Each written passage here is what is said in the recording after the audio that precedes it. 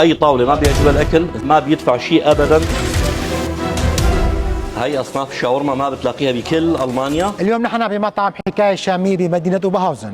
خلينا نشوف المطعم، يا ترى بس حكاية ولا حكاية وفعل؟ مرحبا استاذ جوران، يا اهلا وسهلا. اهلا وسهلا. فينا نطلب بروستد كريسبي جنجر طحن شاورما عربي. عندنا اصناف جديده بحب انه تجربها وتعطينا رايك فيها. اوكي. حط اول شيء هون بالمي، بعدين على الطحين، يرجع للمي كمان مره، حطه هون هلا مشان ياخذ حركته.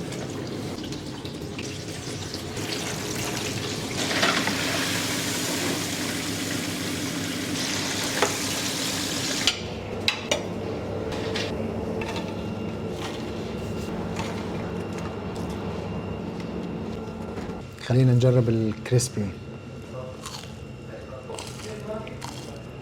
المميز عندهم ما فيهم ولا ريشه، اللون الذهبي اللي فيها شيء يعني كثير حلو. لك مو طبيعي هذا البروستد عندهم. شيف، شو هي سر طيابة البروستد عندك؟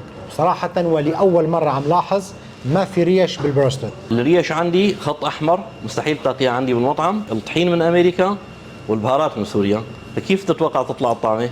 صراحة شيف الأكل كثير طيب، أجمل إنك تحافظ على طعم وجودة الأكل بشكل دائم. مثل ما نزلنا لك الاكل، اي شخص بيجي لعنا بنضمن لك ينزل نفس الشيء. اي طاوله ما بيعجبها الاكل، الزباين اللي بيشرفونا على المطعم ما بيدفع شيء ابدا.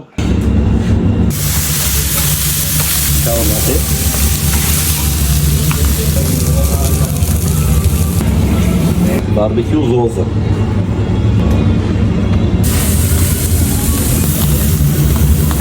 خلفنيو، كيبتو،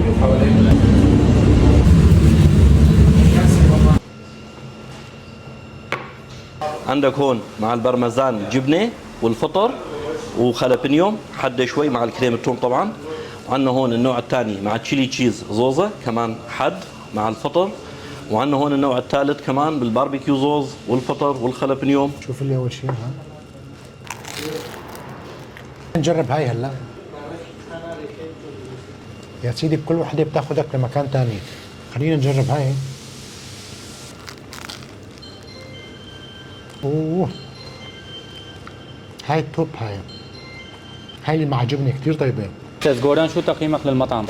صراحة البروستد الكريسبي والزنجر عندهم توب، قيمهم 10 من 10. الشاورما الوجبات اللي قدموا لنا اياها كلهم كانوا طيبين، ولكن انا اللي عجبني اكثر شيء اللي هي هاي مع الجبنة.